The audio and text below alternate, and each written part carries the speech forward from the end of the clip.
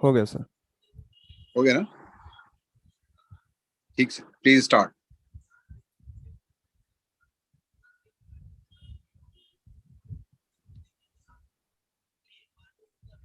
Thank you sir.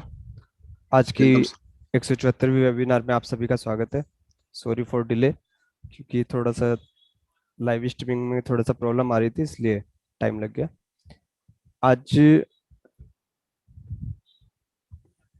हमारा जो topic है इनकम टैक्स को लेकर है, लेकिन मेरे पास कुछ क्वेरीज आई थी क्योंकि 17-18 के नोटिस सभी जगह आने लगे हैं। तो नोटिस को हमें कैसे शो करना है, किस तरीके से हम नोटिस देख पाएंगे, कैसे हम उसका रिप्लाई दें। हमने जो उस टाइम DRC 3 किए थे, किस तरीके से हम उन DRC 3 को चेक करें, इजीली कैसे हमें DRC 3 मिल सकता है। इन सब चीज़ों को लेके मेरे पास क्वेरी थी, तो मैं उन सब चीज़ों को कवर करना चाहता हूँ। तो इसके लिए मैं अपनी स्क्रीन शेयर कर रहा हूँ।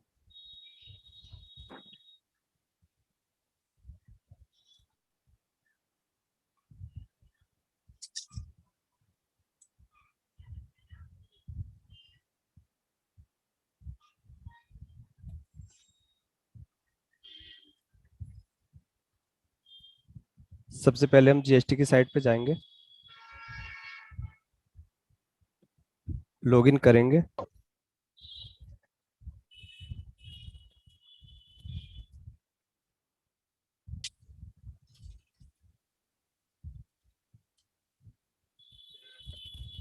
लॉगिन करने के बाद सर्विसेज का मेन्यू आता है। सर्विसेज के मेन्यूज में user services, view additional notice and orders, यहाँ पर हमारे सारे नोटिस शो होते हैं। अभी जो लेटेस्ट नोटिस आ रहे हैं ASMT 10 को लेकर, स्क्रूटनी ऑफ रिटर्न्स, यहाँ पे रेफरेंस आईडी आती है, किस डेट में ये नोटिस इशू हुआ है, और हम उसे व्यू में क्लिक करके उसे देख सकते हैं। इस डेट से हमें पता लग जाएगा किस डेट को अधिकारी ने ऑर्डर इशू किया है। हर पार्टी का हमें लॉगिन करके चेक करना होगा, या पार्टी के पास मैसेज आता है जिस दिन भी नोटिस जनरेट होता है। व्यू पे क्लिक करेंगे। यहाँ पर 3 ऑप्शन होते हैं, नोटिस, रिप्लाई, ऑर्डर।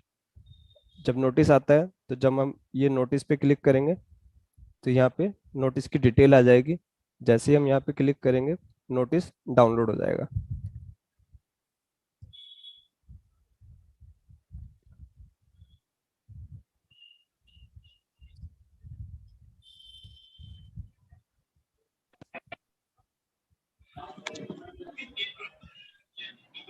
जो भी हमारी डिटेल है ASMT 10 के नोटिस की, वो इसमें आ जाएगी। और नोटिस रेफरेंस नंबर इसमें होगा, रेफरेंस नंबर और बाकी डिटेल्स जो है किस अधिकारी ने नोटिस इशू किया है, वो पूरी डिटेल यहाँ पे नीचे मेंशन होगी। हल्के से जरा जब इनको हमें रिप्लाई इनको देना म्यूट कर होता दिए, है, धवल धवल राज जी रिप्लाई पे को। यहाँ पर क्लिक करेंगे, ऐड रिप्लाई पर क्लिक करेंगे, रिप्लाई ASMT 11, तो नोटिस आएगा ASMT 10 में आएगा, रिप्लाई ASMT 11 में जाएगा, और ऑर्डर ASMT 12 में होगा। एक एक ASMT एक 11 आ गया ये। एक एक यहाँ मिनट पर रुकिएगा अंकित रेफरेंस भैया, एक नंबर मिनट। ऑटोमेटिक आ जाएगा। जो हमें रिप्लाई देना है, अगर 1-2 लाइन का रिप्लाई होता है, उसको हम यहाँ पे मेंशन कर सकते हैं। अगर हमने कोई नोटिस के अगेंस्ट डबल में कोई अमाउंट एक डिपॉजिट की है, उसकी डिटेल यहाँ पर फीड करेंगे। और अपना अगर कोई रिप्लाई हमारा बड़ा है, तो पूरे रिप्लाई को हम पहले वर्ड में टाइप करके, उसके बाद उसकी PDF फाइल बना के यहाँ पे PDF अपलोड करके तब उसे सबमिट कर सकते हैं।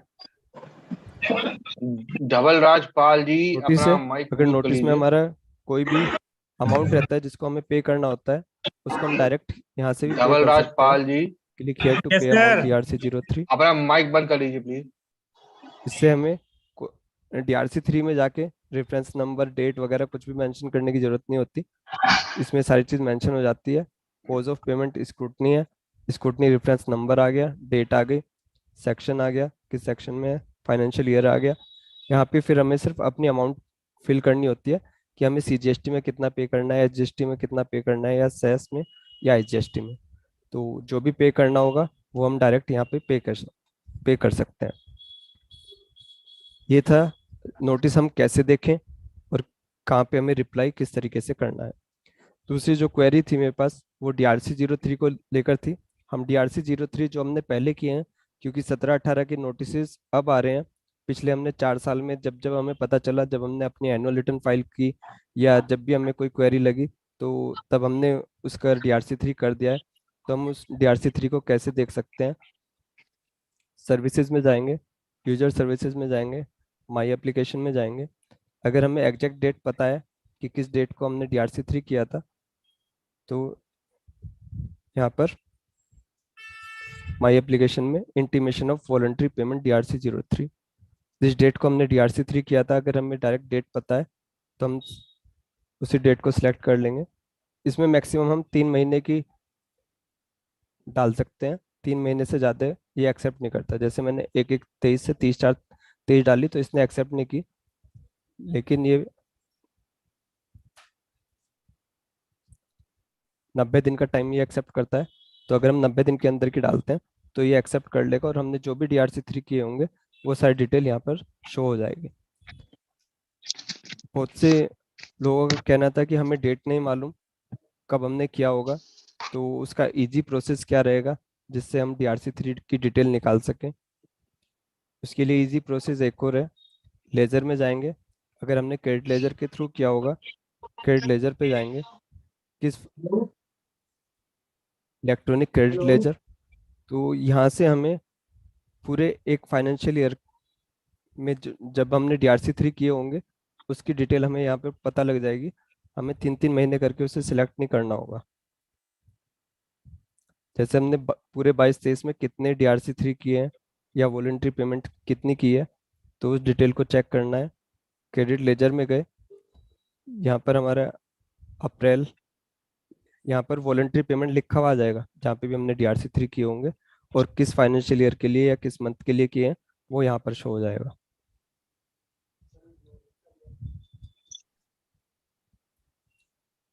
ये देखिए, यहाँ पर ये मार्च 18 के लिए वॉलंटरी पेमेंट की गई है 3/1/23 को।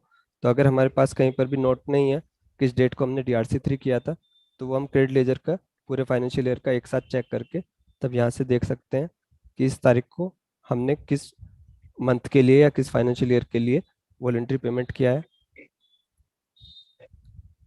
पूरे साल में हमने एक ही वॉलंटरी पेमेंट है, एक ही DRC3 है, तो यहाँ से हमें डेट मालूम हो गई।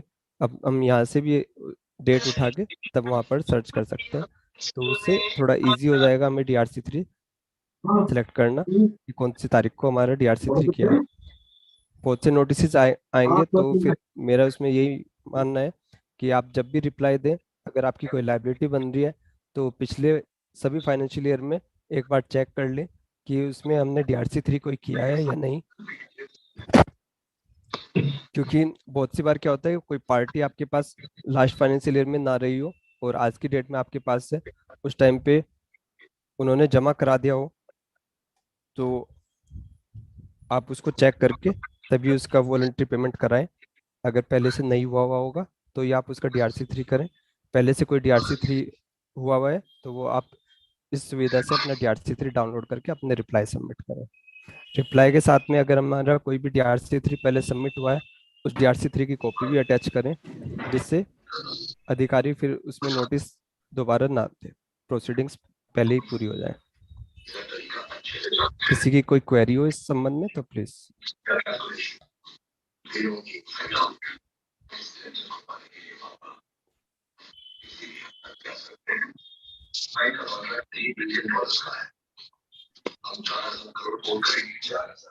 इस संबंध में किसी की भी कोई क्वेरी हो प्लीज।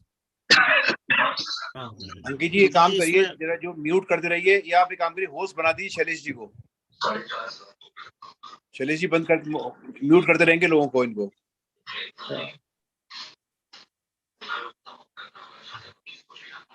इस काम में तो मैं विशेषज्ञ हूँ सर, म्यूट करने के मामले।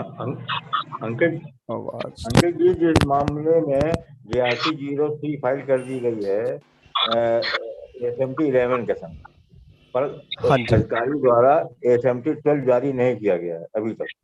ये साल भर जी पुराना मैटर है। जी सर, काफी जगह ये प्रॉब्लम आ रही है। ASMT 10 इशू किए गए, उसके बाद में ASMT 11 में रिप्लाई भी चला गया, पार्टी ने DRC3 भी सबमिट कर दिया, तो वहाँ पे अधिकारियों द्वारा नहीं किया गया, जबकि उसके लिए 30 दिन का टाइम होता है अधिकारी के पास भी, कि 30 दिन के अंदर उसे अपना ASMT 12 इशू करना है, तो आप अधिकारी से मिलके एक बार उन्हें बता दें, तब वो इशू कर सकते हैं। अमित अगर अधिकारी खंडेलवाल जी चेंज अपना हो गया माइक है म्यूट तो कर फिर लीजिए। उसमें अमित खंडेलवाल जी अपना माइक म्यूट कर लीजिए। Thank you. अगर किसी अधिकारी ने नहीं इशू किया है और उस अधिकारी का ट्रांसफर हो गया है, कोई दूसरा अधिकारी आया है, तो वो फिर नया नोटिस इशू करेगा, उसके बाद ये ASMT 12 जारी करेगा।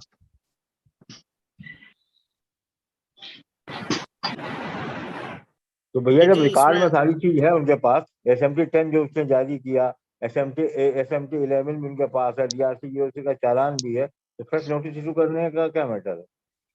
नहीं सर, अगर अधिकारी चेंज हो गया है तो सर वो पुरानी नोटिस पे अपना ऑर्डर नहीं कर सकता है। टाइम पीरियड भी बीत गया तो ठीक है, कोई ग्रीवेंस कहीं नहीं पड़ी डाली जा सकती? नहीं सर, ग्रीवेंस डाली जा सकती है, ग्रीवेंस में कोई वो नहीं है, ग्रीवेंस रेड्रेसल पोर्टल है। उसको उसे उसे अधिकारी के खिलाफ कोई एक्शन नहीं मिलेगा? सर वो लंबा प्रोसीजर है, हो सकता है हो भी ना भी हो। दिनेश सर आप बताइए, सर आप क्या करेंगे? इसमें सर एक ही क्वेरी ये होती है कई बार, जैसे अगर कोई नोटिस आया और हमें लगा कि भाई हमें इसमें कुछ अमाउंट DRC-03 के थ्रू जमा कर देनी चाहिए, ताकि जो इसकी कमियां हैं वो हम दूर कर सकें, तो हम कई बार जब DRC-03 जमा करते हैं तो जी एक प्लेस ऑफ सप्लाई में कई बार कंफ्यूजन होता है लोगों को। जी जैसे कोई RITC कर रहे हैं या कोई टैक्स जमा करा रहे हैं, तो हम जब IGST जमा करते हैं तो उसमें प्लेस ऑफ सप्लाई हमें उत्तर प्रदेश ही सेलेक्ट करना चाहिए अगर हम यूपी के सर, डीलर हैं, अगर या हम फिर परचेज के अगेंस्ट में कोई भी DRC 3 करते हैं और हम यूपी से बिलोंग करते हैं, तो उसमें हमारी प्लेस ऑफ सप्लाई यूपी होगी, तो इसलिए हमें वहाँ पर यूपी ही सिलेक्ट करना है।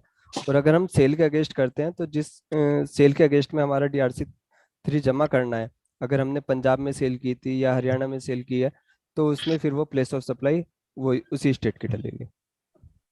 हाँ, अगर हम IGST मान लो जमा कर रहे हैं या हाँ DRC के जी, थ्रू, अगर तो सेल के उसमें अगेंस्ट अगर कर रहे हैं तो परचेज के जिस अगेंस्ट कर रहे हैं तो यूपी आएगा हाँ अगर हम जी यूपी के डीलर हैं।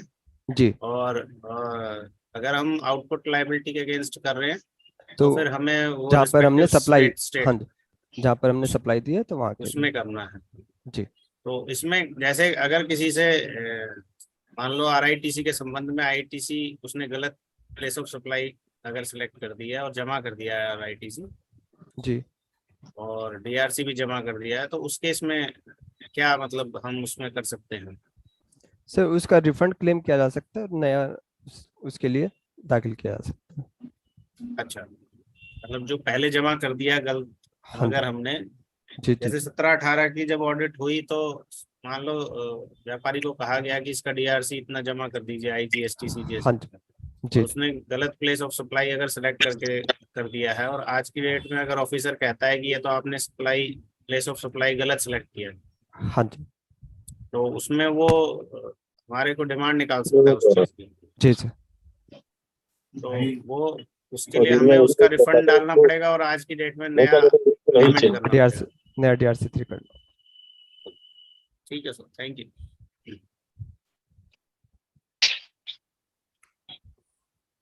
और सर इस रिगार्डिंग किसी और की कोई क्वेरी?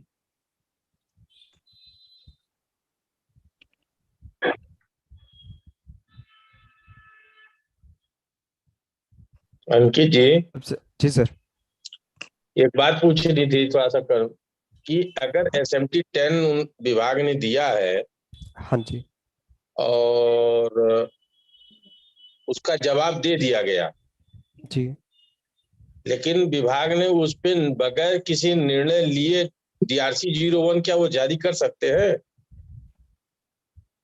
नहीं सर, उसका ऑर्डर तो इशू करना पड़ेगा ना उन्हें। अगर ऑर्डर इशू नहीं किया, डायरेक्ट DRC कर दिया, तो क्या स्थिति बनेगी? नहीं सर, वो तो DRC तभी होता है जब ऑर्डर होता है। नहीं, हम लाइबिलिटी कैसे क्रिएट करेंगे? ऑर्डर से ही तो लाइबिलिटी क्रिएट करेंगे सर। उन्होंने कुछ किया नहीं, DRC-01 की बात कर रहा हूँ, तो का सिर्फ पहले एक नोटिस की कंप्लेंट्स अगर पूरी नहीं की है तो उन्होंने 73 अलग से इशू कर दिया। हाँ, और दूसरी बात पढ़ना ये नहीं कि चाहिए क्या एसएमटी 10 में जो उन्होंने स्क्रूटनी में सब्जेक्ट रेज किया है, जी। तो क्या डीआरसी 01 में वो और सब्जेक्ट घटा बढ़ा सकते हैं? वो पॉइंट्स दे को घटा सकते, वो उन पॉइंट्स को भी दे सकते हैं हम्म, स्क्रूटनी ऑफ रिटर्न्स में। और अभी जो नोटिसेज आ रहे हैं उस नोटिसेज में काफी सारी क्वेरीज ऐसी हैं जो ऑटोमेटिक कंप्लीट हो जाती है, लेकिन फिर भी वो नोटिस में उन चीज़ों को मेंशन कर रहे हैं। जैसे अभी मेरे पास भी नोटिसेज आए हैं तो उसमें उन्होंने 9C को भी मेंशन किया है कि आपका 9 और 9C में डिफरेंस आ रहा है, वो जबकि तो हमारी बड़ा लाइबिलिटी इस लाइबिलिटी मुद्दे पे 9C तो की है ही नहीं सर। इस मुद्दे पे तो हंसी आ रही है। अब क्या कहा जाए, विभाग ने के अधिकारी इतने इतने विद्वान है हमारे यहाँ कि जहाँ पे किसी पॉइंट पे कोई डिफरेंस नहीं है, जीरो है, जी उस पे भी भेज दिया व्यापारी को। सर, 9C की लाइबिलिटी नहीं है अपना, आप तो उन्होंने कहा कि 5 करोड़ तक आपको 9C सबमिट नहीं करना है, और उसके हाँ, बाद फिर वो 9 और 9C को कंपेयर कर रहे हैं। तो वो कंपैरिजन मेरे हिसाब से तो गलत है, और अधिकारी अरे उस नहीं चीज को अंकित जी, किसी किसी नोटिस में तो 20 पैसे का डिफरेंस दिखा कर नोटिस भेज रहा जी है। जी सर जी, 20 बिल्कुल सही पैसा कह रहे हैं लेंगे कैसे, ये लोग बता दें। सर जी। जिस आप ये जानिए, एक सामान्य बात है, जहां टर्नओवर 5 करोड़ या 5 करोड़ के ऊपर होगा, वहां 200-300 रुपए भी मिसमैच में आना, अरे वो उसकी वजह से, राउंड ऑफ की वजह से राउंड डिफरेंस हो राउंड जाता है ऑफ की सर। वजह से, राउंड ऑफ की वजह से उतना जी आना स्वाभाविक बात है। जी सर एक्ट में एक प्रोविजन है कि 20 रुपए तक कहीं कुछ नहीं होगा तो फिर कैसे नोटिस जारी कर। एक्ट में प्रोविजन है ये कि 20 रुपए तक कहीं कुछ नहीं होगा। सर, पैसे पैसे में है, मेरे पास भी जो नोटिस आया है उसमें भी 1 रुपये 36 पैसे, 1 रुपये 36 पैसे और 44 पैसे का डिफरेंस है सिर्फ। IGST CGST HST, उस डिफरेंस को उन्होंने मेंशन किया है। एक डिफरेंस है सिर्फ टैक्सेबल वैल्यू में 2 रुपए का, उस डिफरेंस को उन्होंने हम मेंशन किया है। हमको तो अंकित जी ये लगता है कि केवल एक उद्देश्य है, नोटिस जाएगा तो बंदा आएगा। सर वो बात ठीक है, लेकिन फिर भी ऐसा हो ना, सामने कोई व्यापारी भी कोई कम पढ़ा लिखा नहीं है, इतना तो हाँ, उसे भी पता है कि नोटिस आया है, नोटिस में क्या है, तो वो भी अधिकारी को क्या कहेगा कि अधिकारी ने क्यों नोटिस दिया। ठीक है, आप मिसमैच हो, बहुत सारे डिफरेंसेस के लिए बहुत सारे पॉइंट्स हैं, उन पॉइंट्स को रखो ना। ये तो जैसे पूर्व में वैट में हुआ करता था कि भाई एक एक इन्होंने फॉर्मेट बना रखा था कि ये फॉर्मेट है, इसमें जी 2-4 लाइनें टिक करके और नोटिस भेज दिया जाए। तो मुझे लगता है कि जीएसटी में भी कोई ऐसा मॉड्यूल, या तो हमारी सरकार जैसे यूपी गवर्नमेंट में ऊपर से कमिश्नर ने कोई मॉड्यूल बनाया होगा कि भाई इसमें ये पॉइंट आप चेक करके और नोटिस भेजेंगे। सर, वो वो पॉइंट्स चेक करें ना सर, पॉइंट्स चेक करें, हाँ, और उसके बाद पॉइंट्स वो सिर्फ चेक। जो मेन पॉइंट्स हैं उसके लिए नोटिस दे दें।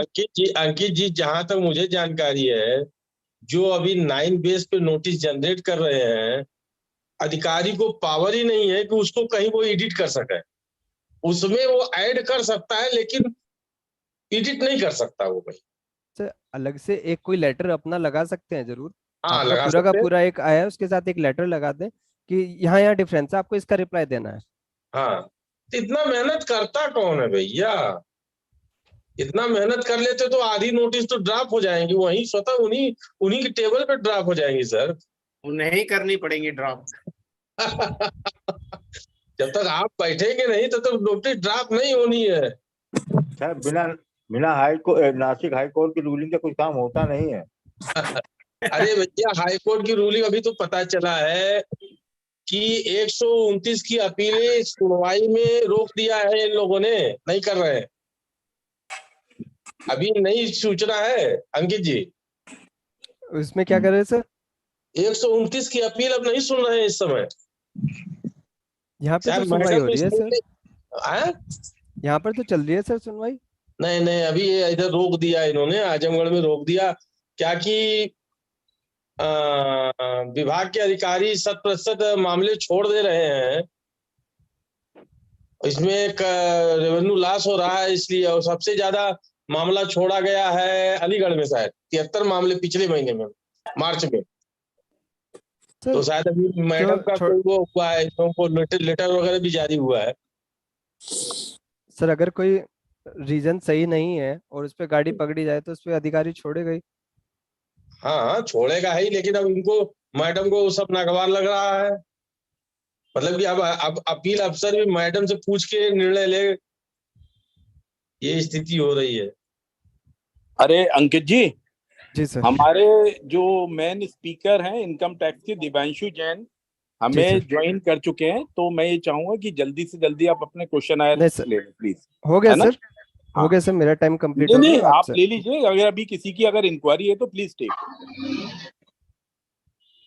है ना? वो दिव्यांशु आ चुके हैं जी सर, और thank Shailesh you sir. Vishwakarma ji हैं हमारे अभी इसमें। हाँ जी, हाँ शैलेश जी, जी हैं? बीच में। हाँ शैलेश जी जी, सर। पर्चे पढ़ना है आपको। अभी ये वाला जीएसटी वाला खत्म हो जाए, उसके बाद आप स्टार्ट कर दीजिएगा। Thank you sir. कोई अगर किसी का क्वेश्चन है या कुछ है तो प्लीज आप अंकित जी पूछ लीजिएगा, अभी जीएसटी से रिलेटेड। जीएसटी से रिलेटेड अगर किसी की कोई क्वेरी हो तो प्लीज, उसके बाद फिर हम अपना सेशन स्टार्ट करते हैं। हाँ, क्योंकि हमारे मेन स्पीकर आ गए जी सर। इनकम टैक्स के। ठीक है सर, दिव्यांशु मैं जी अपनी वाणी आपको को विराम देता हूँ। शैलेश सर। अनम्यूट कर लीजिए दिव्यांशु जी अपना। दिव्यांशु जैन जी सर, कर लिया सर उन्होंने unmute। कर लिया ना? ठीक है। जी सर। हर सर तो है ये, ठीक है फिर। जी दिव्यांशु जी आप सुन रहे हैं ना? सर आपकी वॉइस ऑडिबल हो रही है। Hello hello hello hello. हाँ दिव्यांशु, ठीक है ठीक है ठीक है ठीक है, please welcome welcome welcome Divyanshu. Thank you so much sir. Divyanshu sir welcome आपका। Much sir. कह दो पापा नो इनकी बात। अंकित सर, मेरी आपसे रिक्वेस्ट है कि प्लीज सबको म्यूट कर दीजिए दिव्यांशु जी का। जी sir. Shailesh sir. Yes sir. Sir हमारे आज के मुख्य वक्ता साहब सरस्वती पुत्र श्री दिव्यांशु जैन साहब पधार चुके हैं। मैं उनके परिचय के लिए रिक्वेस्ट करूंगा आपसे। सभी को मैं बता दूं साहब कि मध्य प्रदेश के छतरपुर से श्री शैलेश विश्वकर्मा जी हैं, जो हमारी वेबिनार में आप पधारे हुए हैं। और मैं उनसे रिक्वेस्ट करूंगा कि आज के हमारे मुख्य वक्ता साहब श्री दिव्यांशु जैन जी का परिचय दे।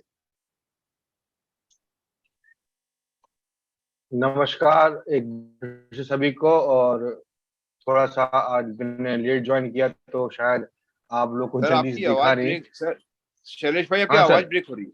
आपकी आवाज ब्रेक हो रही है। अच्छा मैं आवाज देखता हूँ। रेगुलर नहीं है, आवाज क्लियर नहीं है।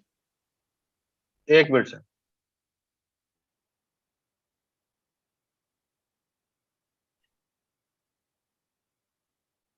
मेरी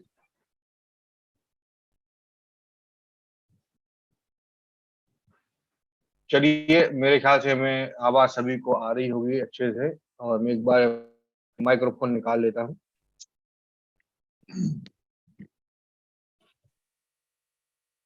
अब मेरे ख्याल से सभी को आवाज आ रही होगी। जी और जी सर, ठीक है सर।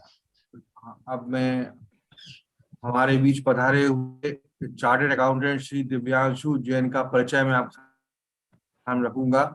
और अभी तक मैंने जितने भी लोग परिचय दिए वो अधिवक्ता थे पूर्ण रूपेण या चार्टर्ड अकाउंट थे पूर्ण रूपेण। हमारे बीच पधारे हुए दिव्यांशु जी पूर्ण रूपेण से शिक्षक ही है, क्योंकि ये चार्टर्ड अकाउंटेंट्स को जो बच्चे पढ़ते हैं या उनके लिए अपेयर होते हैं, उनके ये एक इंस्टीट्यूट चलाते हैं चार्टर्ड अकाउंटेंट के बच्चों को तैयार करने के लिए, और उनको पढ़ाते भी हैं। और इनका मैं परिचय आप सामने रखना चाहूंगा। ये इन्होंने सीए फाइनल के दोनों ग्रुप एक साथ क्लियर किए थे, और फाइनेंशियल रिपोर्टिंग के जो सिक्योर्ड एग्जाम्स होते उसके विषय में इनके इंटर कोर्स अभी कर रहे हैं, और साथ साथ एडवांस अकाउंटिंग पे भी काफी योग्यता है।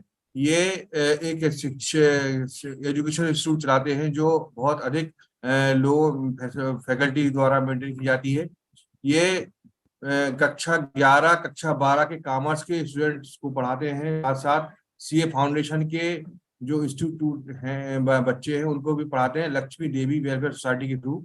ये बहुत सारे वार्षिकों में शामिल हुए हैं, और बहुत सारे डिबेट्स में और कल्चर एक्टिविटीज में ये स्कूल लेवल पर रहे हैं।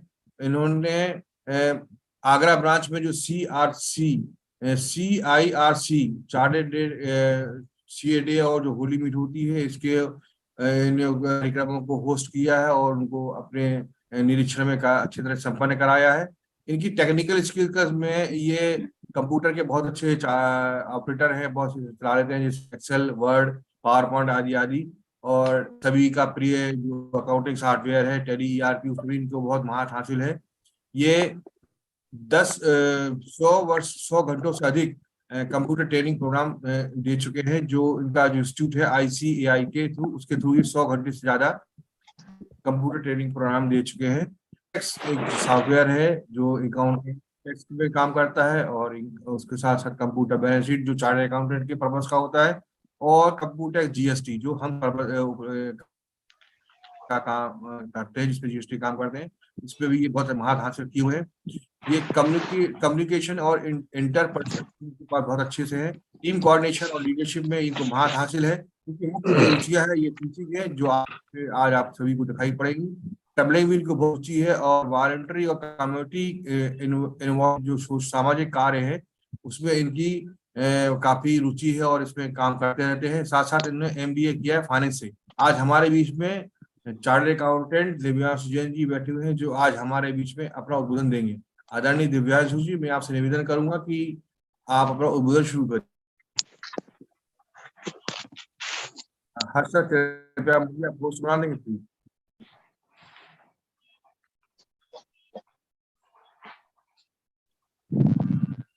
दिव्यांशु जी, आप अपना उद्बोधन शुरू करिए।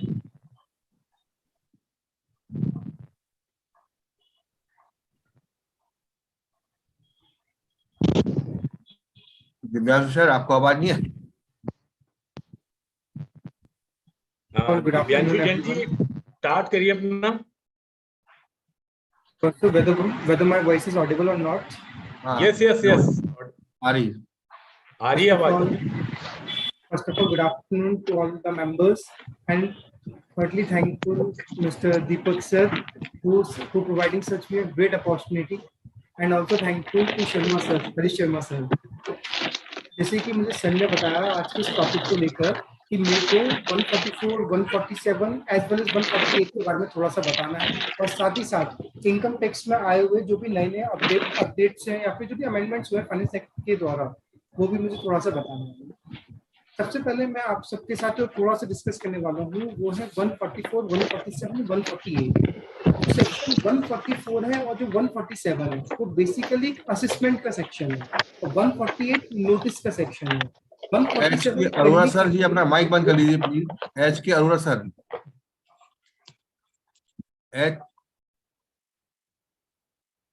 क्षमा करिए, मैं बीच बीच में बोलता रहूंगा इस तरह से, जिस तरह अगर ऑडियो में कोई बीच में डिस्टर्बेंस आएगा तो मैं बोलता रहूंगा।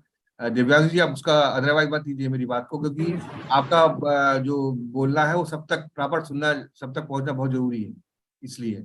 सॉरी, आपकी वॉइस थोड़ा सा ऑडिबल नहीं हो पा रही है मुझे। हाँ, चलिए, चलेगा। दिव्यांशु जी, शैलेश जी कह रहे हैं कि बीच में अगर कोई डिस्टरबेंस करेगा तो उसको ये म्यूट कर देंगे, ये बोल रहे हैं। ओके, ठीक है सर, ओके, ठीक सर। मैं शुरुआत करूं सर?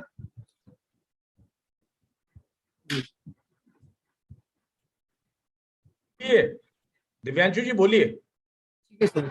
अच्छा, सबसे पहले हम जो बात करने वाले हैं वो सर सेक्शन 144 की है। वो मैं एक PPT और शेयर कर देता हूँ इसके अंदर। शेयर सर, मुझे शेयर स्क्रीन करने की परमिशन दीजिए please.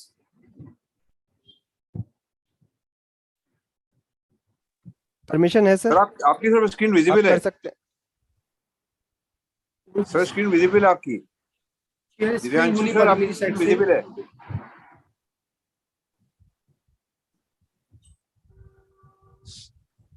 Divyanshu ji already share की हुई है, आप दिख रहे हैं। और जो हमारे फाउंडर प्रेसिडेंट है हर्ष शर्मा जी, ये काठमांडू से आपकी वेबिनार सुन रहे हैं। आप स्क्रीन शेयर कीजिए सर, हो जाएगी। तो इसमें होस्ट डिसेबल पार्टिसिपेंट, इसमें होस्ट साइड से डिसेबल्ड आ रही है, मुझे परमिशन दीजिए प्लीज स्क्रीन शेयर करने की। सर, स्क्रीन आपकी विजिबल है? सर, स्क्रीन आ रही है आपकी? विजिबल है स्क्रीन? तो पावर पॉइंट की शीट विजिबल हो रही है क्या आपको? सर, स्क्रीन शेयरिंग की परमिशन मांग रहे हैं दिव्यांशु सर, स्क्रीन शेयरिंग की परमिशन। सर स्क्रीन शेयर्ड है। नहीं सर, नहीं हो पा रही यहाँ से, पावर पॉइंट की शीट शेयर नहीं हो पा रही यहाँ से। एक सेकंड, सही कह रहे हैं, एक सेकंड, नहीं हो रही है, सही कह रहे हैं अंकित जी से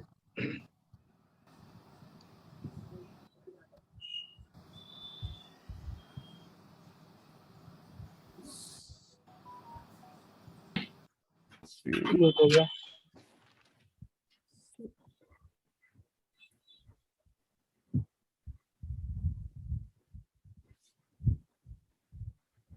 अब आ गई सही। जी आ रही है अंकित, आ रही है क्या? जी आ रही है, स्क्रीन आ रही है। ये तो मेरी स्क्रीन आई सर शायद। हाँ अंकित जी दिव्यांशु जी की स्टार्ट करा दीजिए। जी सर, वही चेक कर रहा हूँ सर। मेरे पास कोई रिक्वेस्ट या इस तरह का कोई वो नहीं आ रहा।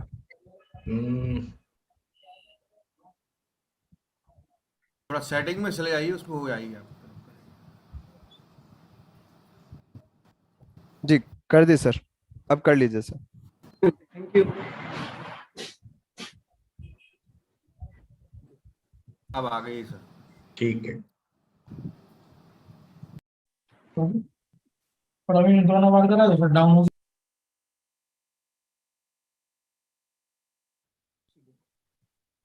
लेटेस्ट चेंजेस इन चलिए मैं शुरू अपडेट्स। कर देता हूँ अपना सेशन।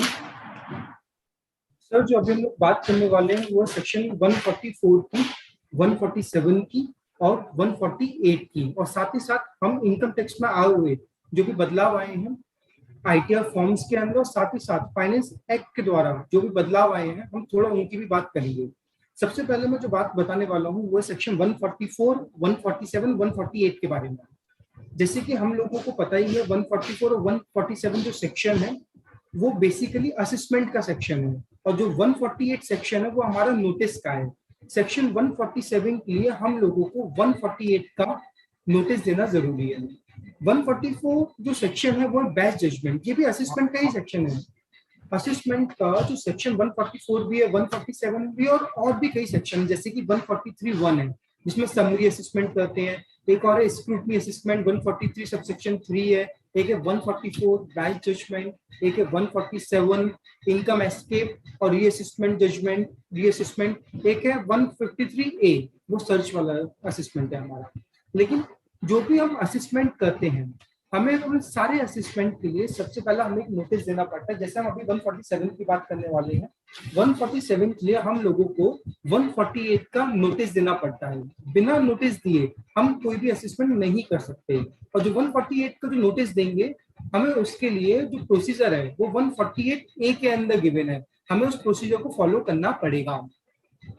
और साथ ही साथ 148A के नोटिस जो प्रोसीजर हम फॉलो करेंगे हमें with in the time limit हमें उस नोटिस को सर्व करना पड़ेगा, और जो टाइम लिमिट है वो हमारे सेक्शन 149 में बताई है।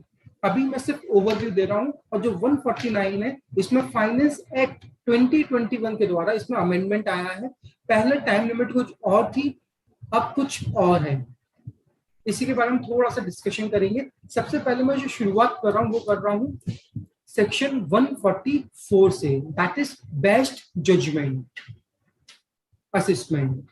144 का बेस्ट जजमेंट करने से पहले हमें असेसी को कुछ नोटिस सर्व करने पड़ते हैं। यदि असेसी ने नोटिस का रिस्पांस नहीं करा तो डिपार्टमेंट क्या करता है, उसको एक्स पार्टी असेसमेंट अनाउंस करता है। मतलब कि डिपार्टमेंट ने असेसी को नोटिस दिया बट असेसी कोई रिस्पांस ही नहीं कर रहा है। डिपार्टमेंट कंटिन्यूअसली असेसी को रिस्पांस दे रहा है, नोटिस दे रहा है, बट असेसी कोई भी रिस्पांस नहीं कर रहा। जैसे कि डिपार्टमेंट ने नोटिस दिया, डिपार्टमेंट कह रहा है आपने रिटर्न फाइल करो, आपने रिटर्न फाइल नहीं करा है। डिपार्टमेंट कह रहा है आपने रिटर्न फाइल करा है पर आपने कुछ एरर किया, या फिर 139(4) बिलेटेड रिटर्न हो गया, या फिर 142(1) का नोटिस दिया डिपार्टमेंट ने, या फिर 142(1) सबसेक्शन 2 का नोटिस दिया डिपार्टमेंट ने, या फिर डिपार्टमेंट ने स्पेशल ऑडिट का भी नोटिस दिया 142 सबसेक्शन 2A का, या फिर डिपार्टमेंट ने 143(2) स्क्रूटनी असेसमेंट का नोटिस दिया है, लेकिन असेसी या फिर कोई भी बंदा उसको कोई रिस्पांस नहीं कर रहा है, तो उस केस में डिपार्टमेंट एक्स पार्टी असेसमेंट कर देती है सेक्शन 144 के अनुसार।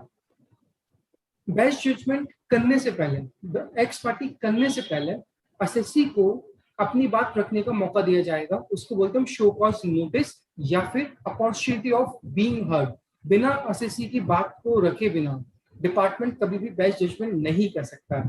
यदि डिपार्टमेंट ने ऐसा करा बिना एसएससी की बात को रखकर बेस्ट जजमेंट वाला काम, तो वो जो नोटिस होगा, जो बेस्ट जजमेंट वाला काम होगा, वो इनवैलिड या फिर वॉइड एब इनिशियो डिक्लेयर कर दिया जाएगा। तो डिपार्टमेंट का फर्स्ट प्राइमरी मोटिव जो फोकस होता है वो एसएससी को नोटिस देना पड़ेगा।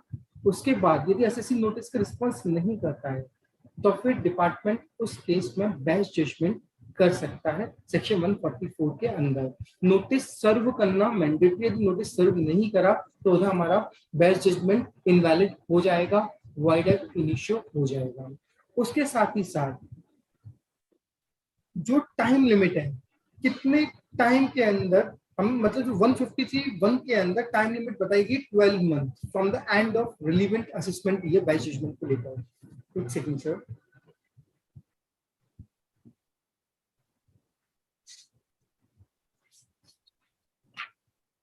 हेलो हेलो,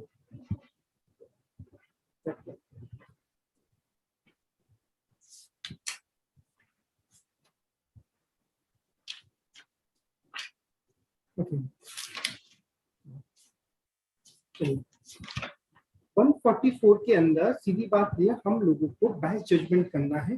144 के लिए बेस्ट जजमेंट का एसएससी को हमने कोई भी नोटिस दिया है बट एसएससी कोई भी रिस्पांस नहीं दिया, तो उस केस में हम लोग बेस्ट जजमेंट कर सकते हैं। फिर सेक्शन आता है 147। So whether my voice is audible और नॉट? जी जी सर, ऑडिबल है।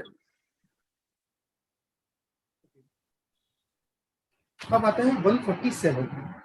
इसको स्टार्ट करने से पहले 147 के अंदर income escaping assessment oblique reassessment, 147 section करने से पहले हम लोगों को 148 का नोटिस देना पड़ेगा। 148 का नोटिस देने के लिए हम लोगों को 148A का जो प्रोसीजर इन्हें बताया गया है नोटिस के अंदर, कैसे हम नोटिस देंगे हमें वो करना पड़ेगा, और कितने टाइम पीरियड के अंदर देना है वो 149 बताता है हमें कितने टाइम पीरियड के अंदर नोटिस देना है। और 149 इस टाइम सबसे इंपॉर्टेंट इसलिए बन चुका है क्योंकि उसके अंदर कंटिन्यूअसली अमेंडमेंट्स आते जा रहे हैं। फाइनेंस एक्ट 2021 के अंदर भी उसके अंदर अमेंडमेंट आया है। पहले जो टाइम पीरियड हुआ करती थी 147 के अंदर, और सॉरी 149 के अंदर पहले जो टाइम पीरियड हुआ करती थी वो होती थी 3 इयर्स, सॉरी 4 इयर्स हुआ करती थी, लेकिन अब वो 3 इयर्स हो गया है। मतलब कहने का मतलब ये है, पहले जो टाइम पीरियड थी before finance act 2021, I mean to say that 31 March 2021 तक 149(1) के अंदर जो टाइम लिमिट हुआ करती थी वो 3 इयर्स हुआ करती थी, वो सॉरी 4 इयर्स हुआ करती, लेकिन अब वो 3 इयर्स हो गई है। और then another point 4 years to 6 years, वो अब 3 इयर्स टू 10 इयर्स हो गई यदि आपका income escapement more than 50 lakh या इक्वल्स टू 50 लाख है इन केस में। अभी हम इन चीज के बारे में थोड़ा सा डिस्कस करेंगे 149 के अंदर, क्योंकि मेरा जो टॉपिक है वो 148 तक है, 144, 147, 148, लेकिन 147 मेन जो सेक्शन है उसका notice within the time period serve करना चाहिए, तो उसके में 149 के बारे में लिटिल बिट डिस्कशन करना पड़ेगा। मैं अभी इन सेक्शन को उठाने से पहले मैं थोड़ा सा जो लेटेस्ट इनकम टैक्स के अंदर जो अपडेट्स आए हैं मैं पहले उसके बारे में थोड़ा सा डिस्कस कर लेता हूँ। जो लेटेस्ट चेंजेस आए हैं इनकम टैक्स के अंदर, अभी ज्यादा चेंजेस तो एक आए नहीं है। सबसे पहला जो इन्होंने बताया है, सबसे पहले इन्होंने ये कहा कि अब तक जो फॉर्म्स होते थे वो अप्रैल के फर्स्ट वीक तक अपडेट हो जाया करते थे, लेकिन इस बार डिपार्टमेंट ने फॉर्म को पहले ही अपडेट कर दिए। फरवरी 14 Feb 2023 तक डिपार्टमेंट ने सारे फॉर्म ऑलमोस्ट नोटिफाइड कर दिए। इन सच ऐसा कोई चेंज नहीं है, बट एक पॉइंट पर छोटा सा चेंज आया वीडीए को लेकर, वर्चुअल डिजिटल असेट को लेकर, क्रिप्टो करेंसी वाला जो थोड़ा सा पॉइंट है इसका थोड़ा सा पॉइंट ऐड कर दिया गया है। इसमें साफ साफ लिखा हुआ है, जैसे फर्स्ट पॉइंट है the CBDT has notified the ITR form ITR 1 to ITR 6 for the current financial year, assessment year 23-24 or financial year 22-23. The income tax return forms were notified on Feb 10, 2023. The ITS 7 form was notified by government on 14 Feb 2023. Simple government ने इसके अंदर कुछ भी नहीं किया है इस बार, सिर्फ जो जनवरी अप्रैल के फर्स्ट वीक में या फिर एंड ऑफ द मार्च जो फॉर्म लेके आया था, डिपार्टमेंट इस बार जल्दी फॉर्म लेके आया 14 फरवरी तक। और एक और बात बताइए डिपार्टमेंट ने VDA वर्चुअल डिजिटल असेट को लेकर, इन्हें इस पॉइंट को थोड़ा सा ऐड ऑन करा है। अदरवाइज इस बार कोई भी चेंज नहीं। ITR 1 एसएस ITR 1 बिल्कुल सेम है, ITR 2 भी सेम है, सब चीज बिल्कुल सेम है। ओके, बस इसके लिए मेन जो चेंज था वो यही था। मैंने थोड़ा सा अभी जो फाइनेंस एक्ट के अकॉर्डिंग जो भी अपडेशन आया है, जो भी चीजें नई ऐड हुई है, मैं उसके बारे में थोड़ा सा डिस्कस कर लेता हूँ। जैसे कि अब तक क्या हुआ करता था, अब तक ये होता था पहले न्यू टैक्स रिजीम, पहले दो टैक्स रिजीम थी, ओल्ड टैक्स और न्यू टैक्स, वो भी अब सेम है। बट पहले by default old tax regime, हमारा सॉफ्टवेयर डिपार्टमेंट हमेशा ओल्ड टैक्स रिजीम लेके चलता था। लेकिन अब जो फाइनेंस एक्ट आया है, इसके अंदर by default new tax regime he select होगी। यदि आपको ओल्ड टैक्स रिजीम सिलेक्ट करनी है तो आप खुद से उसको सिलेक्ट करेंगे। पहले जो रिबेट हुआ करती थी, वो रिबेट जो होती थी वो 12,500 की होती थी। मैं बेसिकली अभी न्यू टैक्स रिजीम की बात कर रहा हूँ। न्यू टैक्स रिजीम के अंदर जैसे कि इन्हें क्या कहा, जो पहले जो रिबेट हुआ करती थी वो 12,500 की हुआ करती थी। बट अब जो न्यू टैक्स रिजीम आया है, मतलब जो न्यू फाइनेंस एक्ट आया है, इसमें जो न्यू टैक्स रिजीम के अनुसार इन्हें 25,000 तक की रिबेट दे दी है। I mean to say that पहले जो इनकम थी, अब जो इनकम है वो 7 लाख तक एसएससी की एग्जेम्प्ट है in case of new tax regime. मतलब कि 87A की जो रिबेट मिला करती थी 12,500 की, I mean to say that यदि एसएससी की इनकम अप टू 5 लाख है तो उसको कोई टैक्स पे करने की जरूरत नहीं है। लेकिन 5 लाख से 1 रुपी भी ऊपर जाता है तो उसको एक्सेस ऑफ 2,50,000 के ऊपर उसको 5% टैक्स पे करना पड़ेगा, दैट इज 12,500। बट यदि एसएससी की इनकम अप टू 5 लाख है तो 87A के अनुसार एसएससी को 12,500 की जो टैक्स बनता है उस पूरे की रिबेट मिल जाती है यदि उसकी इनकम 5 लाख तक है तो। अब जो नया फाइनेंस एक्ट आया है, इसके अंदर में न्यू टैक्स रिजीम वाले के लिए इन्होंने क्या करा, जो इनकम है वो अप टू 7 लाख एग्जाम्प्ट होगी। इट मींस जो 12,500 की जो रिबेट है वो 25,000 की हो जाएगी, कुछ इस तरीके से। आप ये देखिए, मैं सामने स्क्रीन पे इस चीज को लगा है, no income tax for persons with income up to 7 lakh in the new tax regime. Another point is that जो स्टैंडर्ड डिडक्शन पहले ओल्ड टैक्स रिजीम के अंदर 50,000 की अलाउड होती थी, अब न्यू टैक्स में अलाउड नहीं होती थी। लेकिन जो नया फाइनेंस एक्ट आया है, इसके अंदर जो न्यू टैक्स रिजीम ऑप्ट कर रहा है उसको भी 50,000 की सैलरीड पर्सन को स्टैंडर्ड डिडक्शन अलाउड होती थी। पहले नहीं होती थी अलाउड न्यू टैक्स रिजीम के अंदर, लेकिन नए फाइनेंस एक्ट के अनुसार इसको अलाउड कराया गया है 50,000 की स्टैंडर्ड डिडक्शन को। जी सर, उससे पहले न्यू टैक्स रिजीम के अंदर पहले 37% का सरचार्ज लगा रहता था, जिससे कि जो मैक्सिमम मार्जिनल रेट होती थी, आपने देखा होगा जब ब्लैक मनी का कानून लगता था उसमें जो मैक्सिमम मार्जिनल रेट लगाई जाती थी वो 42.744% लगाई जाती थी 37% का सरचार्ज जोड़ने के बाद। लेकिन अब वो सरचार्ज 25% कर दिया है, जिससे कि क्या होगा, जिससे मैक्सिमम मार्जिनल रेट भी हमारी कम हो जाएगी। और साथ ही साथ इस बार इनने लीव ट्रेवल एनकैशमेंट की भी इनने लिमिट को एक्सीड कर दी। पहले 3 लाख रुपीस हुआ करती थी, लेकिन अब वो 25 लाख हो गई है एज पर न्यू टैक्स रिजीम या फिर as per new finance act. Okay, पहले के टाइम पर एलआईसी की मैच्योरिटी क्या होती थी, टैक्सेबल नहीं होती थी। लेकिन अब न्यू टैक्स रिजीम के अनुसार यदि हमारा जो प्रीमियम है वो 5 लाख को एक्सीड करेगा तो एलआईसी की मैच्योरिटी भी टैक्सेबल होगी। तो छोटा सा अमेंडमेंट आया, ये फाइनेंस एक्ट के ऊपर ये बदलाव आए हुए हैं। ये जो न्यू टैक्स स्लैब है फाइनेंस एक्ट वो ये है। पहले जो न्यू स्कीम हुआ करती थी अर्लियर, ये है 0 से 5 लाख तक कोई टैक्स नहीं है, 5 to 7.5 लाख तक 10% है, 7.5 लाख टू 10 लाख तक 15% है, और 10 लाख टू 12.5 लाख तक 20% है, 12.5 लाख टू 15 लाख तक 30% है, एंड अबव 15 लाख 30% है। बट नाउ अभी चेंज हो गई, अप टू 7 लाख तक तो अपना कोई टैक्स है ही नहीं है, 7 लाख से जितना भी ऊपर जाएगा तब उस पर टैक्स आपको पे करना पड़ेगा। अब जो नया फाइनेंस एक्ट आया है उसके अनुसार जो बदलाव आए हैं वो ये है, 0 से 3 लाख तक कोई भी टैक्स नहीं है, 3 से 6 लाख तक 5% है, 6 से 9 लाख तक 10% है, 9 लाख से 12 लाख तक 15% है, और 12.5 लाख से 15 लाख तक 20% है, 15 लाख टू ओवर 30% है। बट 7 लाख तक कोई टैक्स नहीं है, उसके ऊपर जाओगे तब आपको टैक्स पे करना पड़ेगा। छोटा सा ये था अपडेट्स जो मैंने आपको थोड़ा सा बता दिया है कम समय में। अब देखिए, अब हम जो सेक्शन 140 को हमने डिस्कस करा बैच जजमेंट को लेकर। बैच जजमेंट के बारे में देखिए, जो असेसिंग ऑफिसर है, मैं थोड़ा सा इस टॉपिक पे आने से पहले थोड़ा सा बेसिक लेता हूँ इनकम टैक्स अथॉरिटी के बारे में। सबसे बड़ा जो होता है वो होता है CBDT, central board of direct taxes. उनके थोड़ा नीचे आते हैं chief CIT, chief commissioner of income tax. उनके नीचे आते हैं कमिश्नर ऑफ इनकम टैक्स। उनके नीचे आते हैं हमारे joint commissioner of income tax और assistant commissioner of income tax, then हमारा इनकम टैक्स ऑफिसर, और उसके नीचे आते हैं टैक्स रिकवरी ऑफिसर, दैन सबसे जो नीचे आते हैं junior post that is inspector of income tax. अभी हम जो बात कर रहे थे ये थोड़ा सा इनकम टैक्स अथॉरिटी का ओवरव्यू है। अभी हम जो टॉपिक शुरू कर रहे हैं वो है section 147 that is income escaping assistant.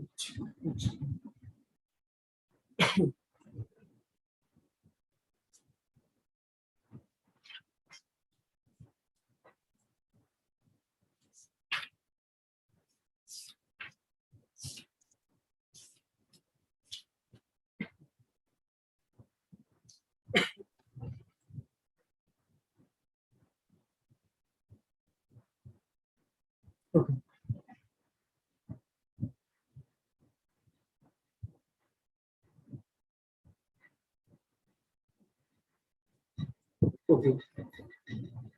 Okay.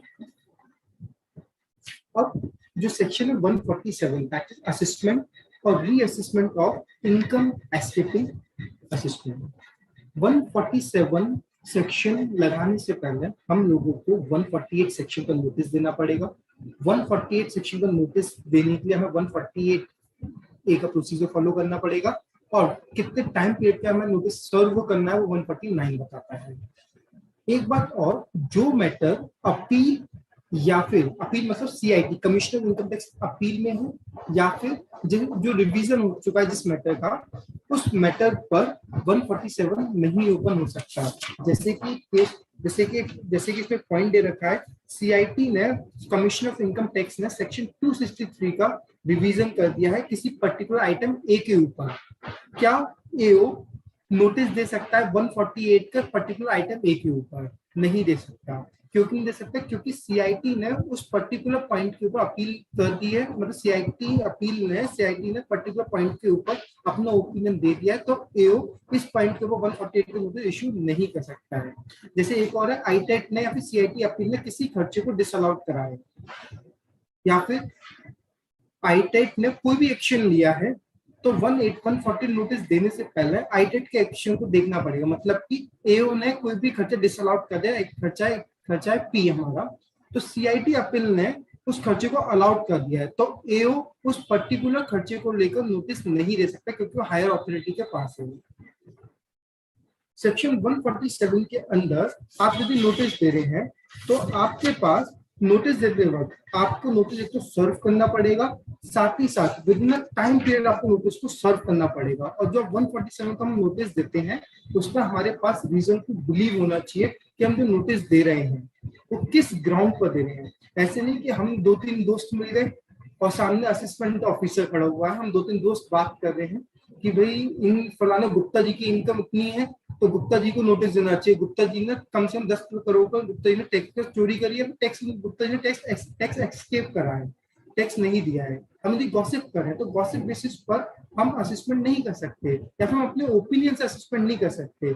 इसमें सुप्रीम कोर्ट का एक जजमेंट आया हुआ है, commission of income tax versus Kelvinator of India limited. इसमें मैं कहा है ये एक जजमेंट है सुप्रीम कोर्ट का इसमें जजमेंट में ये कहा गया है, यदि 2 दोस्त मिलकर बात कर रहे हैं कि और बगल में असिस्टेंट ऑफिसर खड़ा हुआ है, 2 दोस्त यदि बात कर रहे हैं और असिस्टेंट ऑफिसर उनकी बातें सुन रहा है, 2 दोस्त से बात कर रहे हैं, फलाना गुप्ता जी ने अपनी इनकम को छुपाया है और असिस्टिंग ऑफिसर ने उनकी बात सुनी है।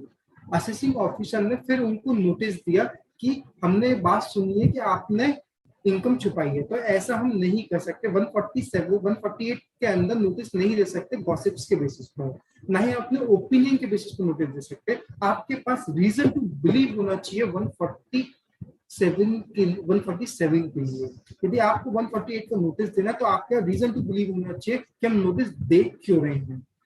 और यदि असेसी वो रीजन मांगता है तो असेसी को डिपार्टमेंट की जिम्मेदारी होती है असेसी को रीजन प्रोवाइड करे कि हमने नोटिस क्यों दिया। यदि असेसी को लगता है कि डिपार्टमेंट ने जो रीजन टू बिलीव माना है वो सही नहीं है, तो असेसी हाई कोर्ट में रिट पिटीशन फाइल कर जो नोटिस दिया गया उसको क्वैश या फिर उसको रद्द भी करा सकता है, इसलिए पावर दे रखा है एसएससी को। इसमें केस आया हुआ है जवाहरलाल गुप्ता का हाई कोर्ट का डिसीजन है कि असेसिंग ऑफिसर की जिम्मेदारी बनती है कि असेसी को नोटिस सर्व करो, साथ ही साथ असेसी को रीजन भी बताए यदि असेसी मांगता है तो। पहले असेसी यदि रीजन मांगता है तो जवाहरलाल गुप्ता के केस में हाई कोर्ट ने साफ साफ कह रखा है कि असेसी को रीजन बताया जाए यदि असेसी रीजन मांगता है। यदि रीजन नहीं बताया गया तो वो नोटिस वैलिड नहीं माना जाएगा। जो केस है हाई कोर्ट का डिसीजन इस केस को लेकर।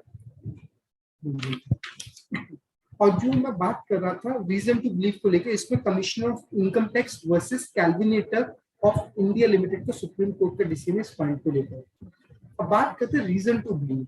यदि सुप्रीम कोर्ट का जजमेंट आया कि इस खर्चे को डिसअलाउड मान लिया जाएगा, खर्चे को डिसअलाउड का मतलब ये हो गया कि असेसी की वो खर्चा इनकम मान ली गई, या फिर किसी भी रिसीप्ट जो पहले नॉन टैक्सेबल थी, अब गवर्नमेंट ने क्या कर दिया, फिर जब सुप्रीम कोर्ट का जजमेंट आया उनने क्या कर दिया, उस रिसीप्ट को टैक्सेबल मान ली, मतलब असेसी की इनकम मान ली गई। तो उस केस में हम 147 इन्वोक कर सकते हैं, 147 लागू कर सकते हैं। बट बात वही है, 147 लागू करने के लिए हमें 148 का नोटिस सर्व करना पड़ेगा with in the time limit जो प्रिस्क्राइब है सेक्शन 149 के अंदर। उसके बाद यदि लॉ में रेट्रोस्पेक्टिवली अमेंडमेंट आया, किसी भी खर्चे को डिसअलाउड कर दिया, डिसअलाउड का मतलब जिसको हम पहले खर्चा मान रहे थे अब वो खर्चा नहीं माना जाएगा, मतलब कि अब वो हमारी इनकम कंसीडर करा जाएगा, और इनकम कंसीडर करा जाएगा तो हमें उसके ऊपर टैक्स पे करना पड़ेगा, तो उसको इनकम एस्केप के अंदर कवर करा गया। तो इस केस में भी सेक्शन 147 लागू हो जाएगा। इनको रीजन टू बिलीव माना गया है, या फिर कोई ऐसा एविडेंस मिल गया डिपार्टमेंट को जिस बेसिस पर डिपार्टमेंट को लग रहा है कि असेसी ने इनकम छुपाई है, तो हमें उस केसेस पर असेसी को हम 148 का नोटिस दे सकते हैं कि आपने ये इनकम छुपाई है, तो आपने इनकम एस्केप करी है 147 के अंदर। या फिर असेसी ने कोई भी ज्यादा नुकसान क्लेम करे या फिर ज्यादा डिडक्शंस क्लेम कर ले जिस वजह से उसको टैक्स कम पे करना पड़ा है, तो उसने टैक्स को कंसील करे, टैक्स उसको छुपाया है, तो उस केस में हम 147 को नोटिस दे सकते हैं। ये कुछ रीजन टू बिलीव है। 147 करने से पहले एसएससी को नोटिस दिया जाएगा, साथ ही साथ हमारे पास रीजन टू बिलीव होना चाहिए कि हम एसएससी को नोटिस दे कर रहे हैं, और साथ ही साथ 148 का नोटिस देने से पहले हम लोगों को प्रायर अप्रूवल लेनी पड़ेगी अपनी हायर अथॉरिटी से। बिना प्रायर अप्रूवल के हम लोग नोटिस नहीं दे सकते किसी भी एसएससी को। तो इसीलिए मैं साफ साफ कह दें कि आप गॉसिप भी कर रहे हैं, गॉसिप या फिर आप बातचीत कर रहे हैं, बातचीत के बेस पे डिसाइड नहीं करा जाएगा कि आपको नोटिस देना है या नहीं देना है। आपके पास बकायदा प्रूफ होना चाहिए कि एसएससी नोटिस का आपका एविडेंस होना चाहिए कि एसएससी ने अपनी इनकम छुपाई है, या फिर एसएससी ने ज्यादा डिडक्शन क्लेम के लिए, या फिर सुप्रीम कोर्ट में कुछ ऐसा जजमेंट होना चाहिए जो आपको ये बताए कि एसएससी की इनकम कम हो गई है, एसएससी ने कम इनकम क्लेम करी, या फिर एसएससी में कोई खर्चा जो डिसअलाउड था बट अब सुप्रीम कोर्ट ने अलाउड कर दिया, तो वो हमारी इनकम मानी जाएगी जो हमने एक्सपेंस माना था।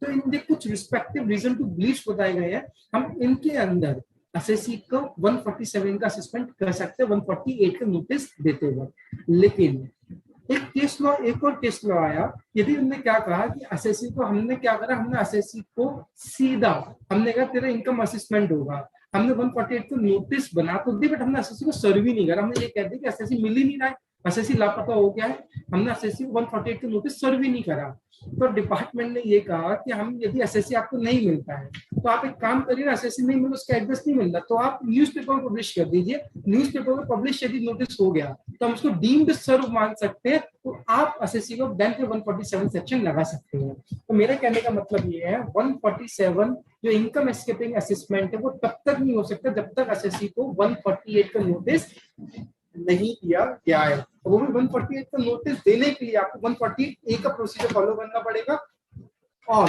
148 का A का प्रोसीजर आपने फॉलो कर ले, देन आपको within time limit as per section 149 of the income tax act 1962 के अनुसार आपको उसी टाइम लिमिट के अंदर एसएससी को नोटिस देना पड़ेगा 148 का। यदि आपने एसएससी को नोटिस सर्व नहीं करा है तो भाई साहब वो नोटिस आपका वैलिड नहीं माना जाएगा, उसको क्वेश कर देगा हाई कोर्ट और उसको वॉइड एब इनिशियो डिक्लेयर कर दिया जाएगा। और नोटिस देते वक्त आपको नोटिस सर्व तो करना और साथ ही आपको ठोस रीजन होना चाहिए कि हम एसएससी को नोटिस दे क्यों रहे हैं, क्योंकि रीजन टू बिलीव होगा ही नहीं तो सीनियर अथॉरिटी प्रायर अप्रूवल आपको देगी नहीं। आपको किसी भी नोटिस देने से पहले एसएससी से प्रायर अप्रूवल लेनी पड़ेगी कि हम ये नोटिस इस फलाना एसएससी को दे रहे हैं, क्योंकि ये हमें प्रॉपर एविडेंस है, नॉट गॉसिप। हमारे बातचीत में हमारे पास प्रॉपर एविडेंस है कि एसएससी ने इनकम एस्केप करी है, तो उस ब्याह को हमें एसएससी को क्या करना पड़ेगा, नोटिस दे सकते हैं, हमारे पास प्रॉपर एविडेंस होता है। ठीक है, इसमें कुछ केसेस और आए हैं, वो केसेस ये हैं, यदि हम एसएससी को नोटिस दे रहे हैं, मान लीजिए एसएससी को नोटिस दे रहे हैं, असेसमेंट ईयर मान लीजिए 2021 का नोटिस दे, असेसमेंट ईयर 2021 का नोटिस दे रहे हैं एज पर सेक्शन 148। ठीक है, एसएससी का 148 के अंदर हम असेसमेंट ईयर 2021 का नोटिस दे रहे हैं as per section 148 for income escaping assessment as per section 147 का। हमें ये पता चला था एसएससी ने अपनी मुंबई की इनकम छुपाई है, मुंबई की इनकम एसएससी ने अपनी हाइड कर रखी है। अब डिपार्टमेंट को पता चल गया, तो डिपार्टमेंट ने एसएससी को 148 का नोटिस दे दिया असेसमेंट डे 2021 का। अब डिपार्टमेंट को पता, असेसमेंट करने के दौरान डिपार्टमेंट को ये भी पता चला एसएससी ने अपनी मुंबई इनकम के साथ साथ एसएससी ने अपनी पुणे की इनकम भी छुपाई है। मतलब कि असेसमेंट ईयर 2021 का हम एज पर सेक्शन 148 एसएससी को नोटिस दे रहे हैं इनकम एस्केपिंग का।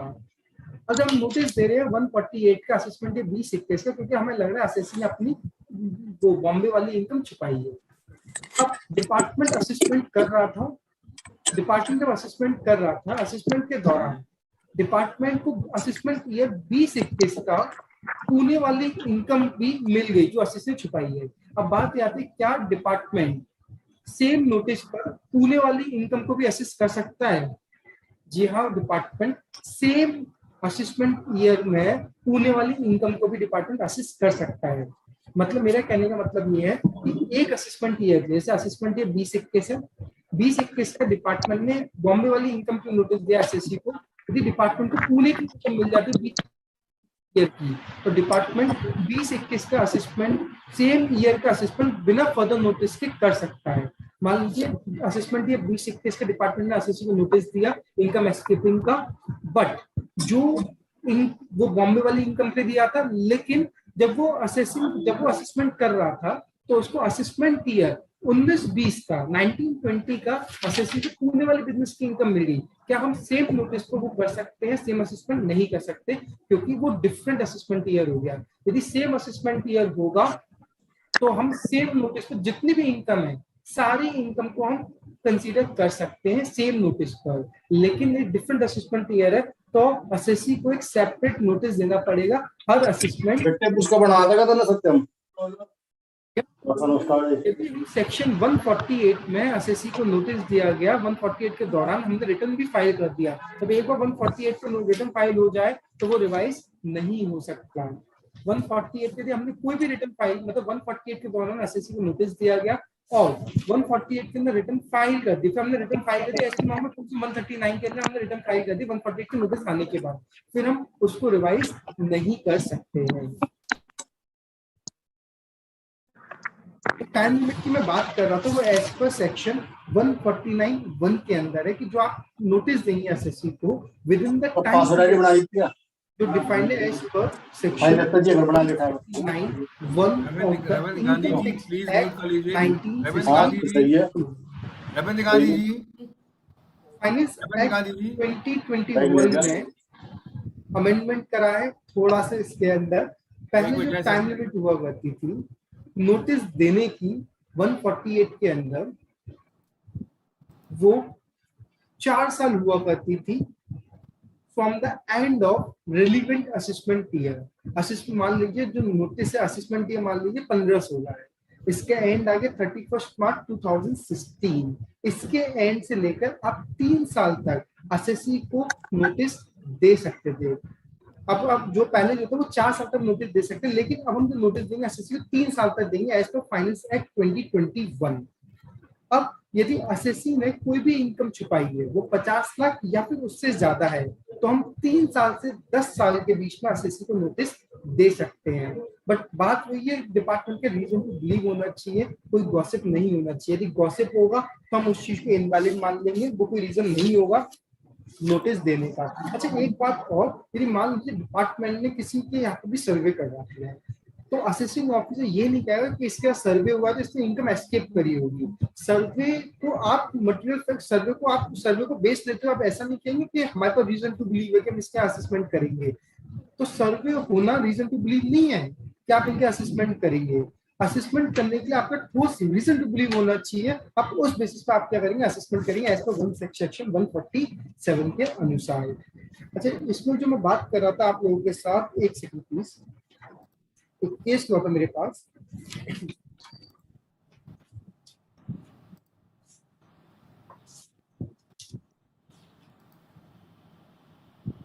मैंने कैलविनेटर ऑफ इंडिया लिमिटेड वाला केस में आपके साथ डिस्कस कर लिया, बस एक छोटा सा केस है, एक जवाहरलाल गुप्ता वाले मैंने आपके साथ बताया। अच्छा, जो मैं अभी बात कर रहा था सर्वे वाले केस की, जो मैं कह रहा था, जब जैसे किसी भी एसएससी का सर्वे हो गया as per 133A of the income tax act 1962 के अंदर, यदि किसी भी एसएससी का सर्वे हो गया तो डिपार्टमेंट उस सर्वे को बेस मानते हुए किसी भी एसएससी का इनकम एस्केपिंग असेसमेंट नहीं कर सकती है।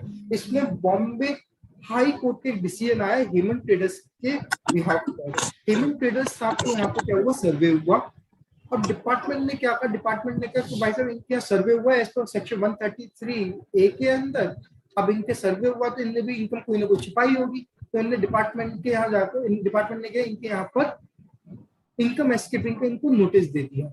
बट जो हेमंत ट्रेडर्स का बॉम्बे हाई कोर्ट का डिसीजन आया, उन्होंने ये कहा 133A का यदि सर्वे हो रहा है, इसका मतलब ये नहीं कि उन्हें इनकम एस्केप करी है, जब तक कि आपके पास मटेरियल या फिर रीजनेबल एविडेंस नहीं या फिर रीजनेबल बिलीव नहीं है कि इनने इनकम एस्केप करी है, तब तक आप 148 का नोटिस नहीं दे सकते। ओके, इसके बाद एसएससी को यदि नोटिस दे रहे सेक्शन 148 के अंदर 147 सेक्शन का इनकम एस्केपिंग का, तो हमें उसके अंदर बताना पड़ेगा कि ये जो नोटिस है कितने अमाउंट का नोटिस है और कब तक के लिए वैलिड टाइम पीरियड हमें बताना पड़ेगा। साथ ही साथ उसके अंदर यदि एसएससी मर जाता है तो उसके लीगल रिप्रेजेंटेटिव भी लायबल होंगे इस केस के अंदर।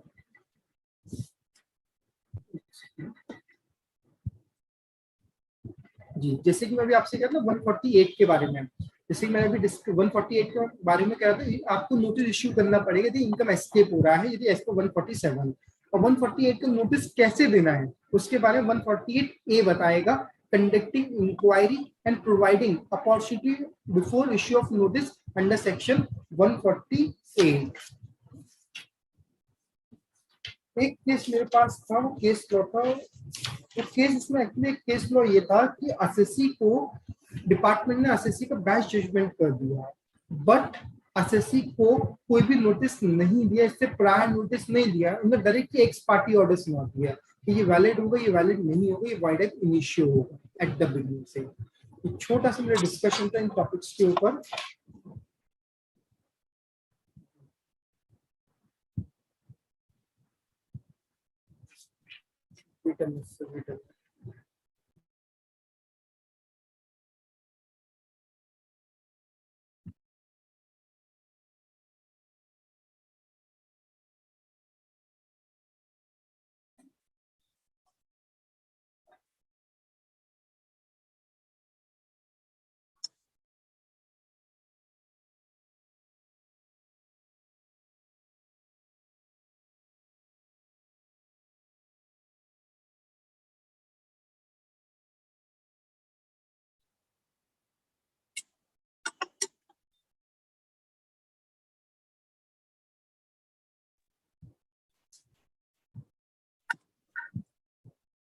और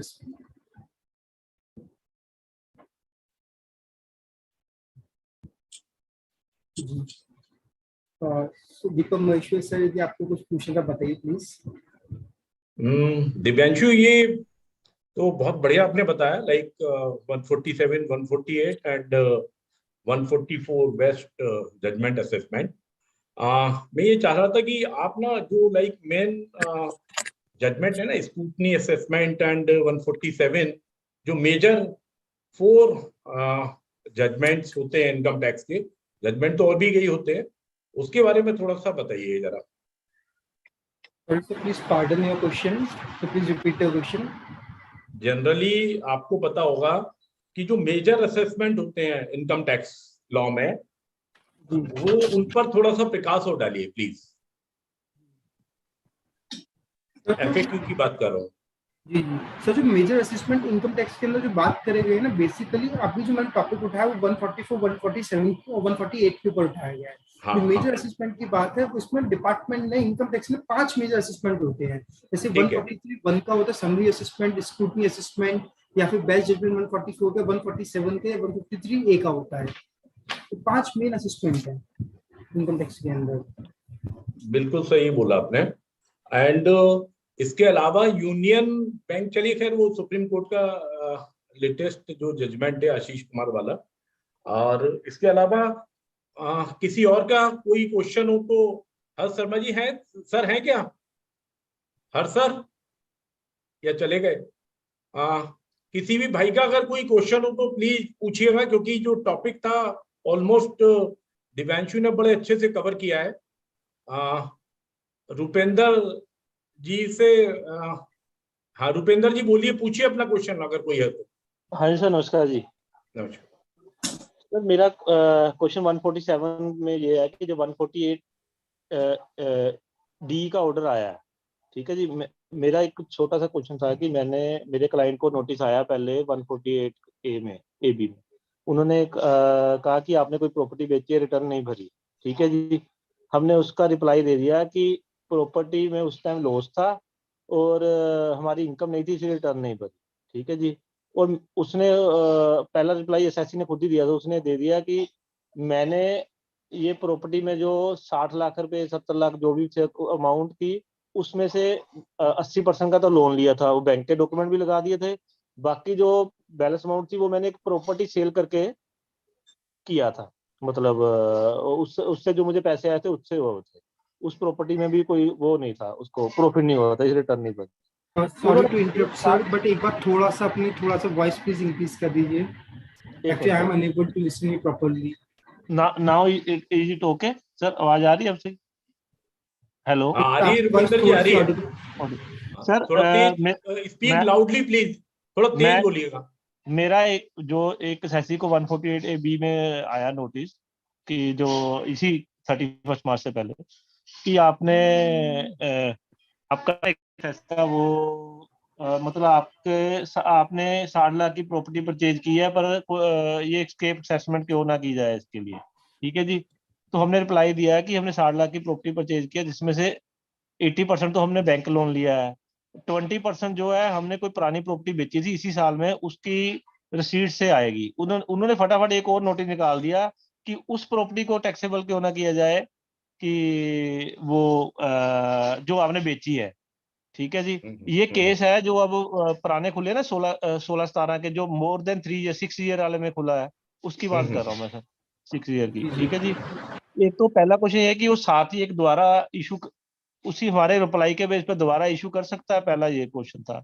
दूसरा क्या हुआ कि हमने सारा रिप्लाई दे दिया, सेटिस्फाई हो गया कि पहले तो हमारी कोई इनकम बनती नहीं जो टैक्सेबल थी, ठीक है जी। अगर डिपार्टमेंट हमारी प्ली को कहीं नहीं भी मानता तो 50 लाख से 50 लाख इनकम नहीं बन रही total escape income in the case of अगर आपने 3 साल से ऊपर वाले का केस खोलना है तो 50 लाख की जो 10 ईयर वाली कंडीशन है उसमें 50 लाख होनी चाहिए, तो वो नहीं बनी।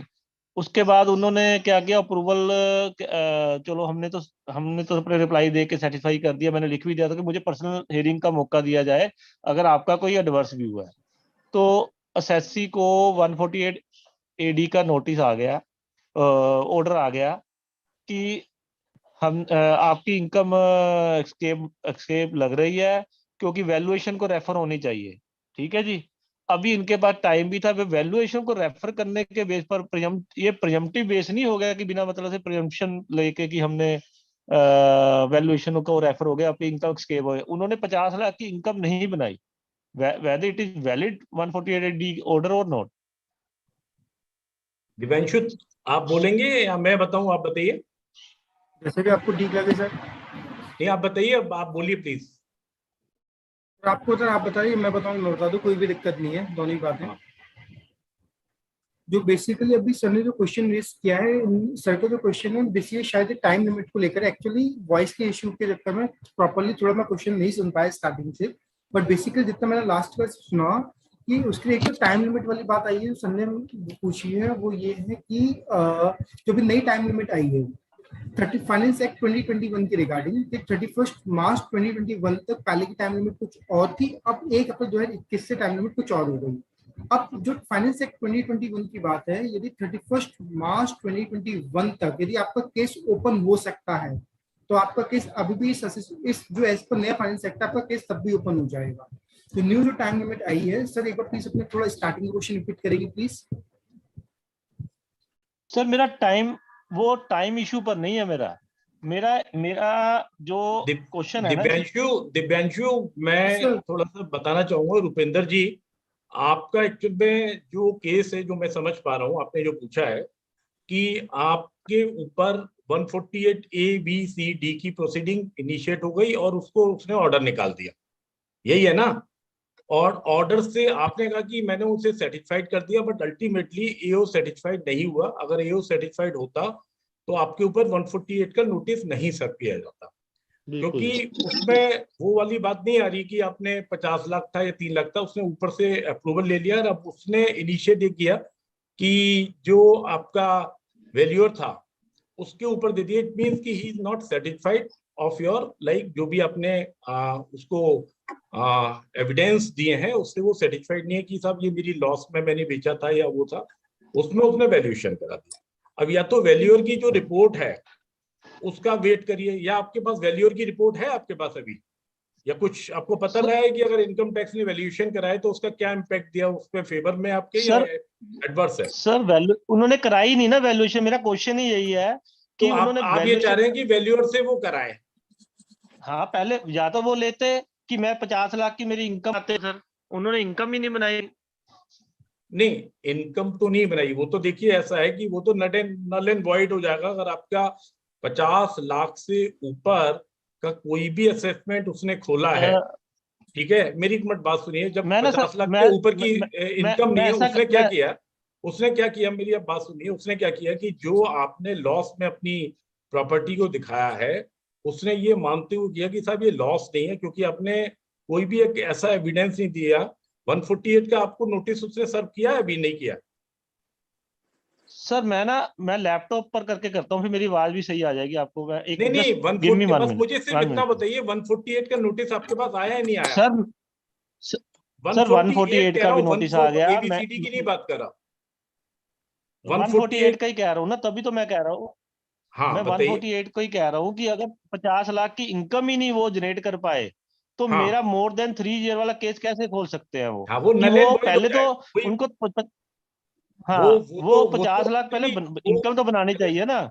हाँ, वो देखिए ऐसा है, वो नल एंड वॉइड कब होगा आपका? इसका सीधा सा फंडा ये है कि आपको अब अपील में जाना पड़ेगा।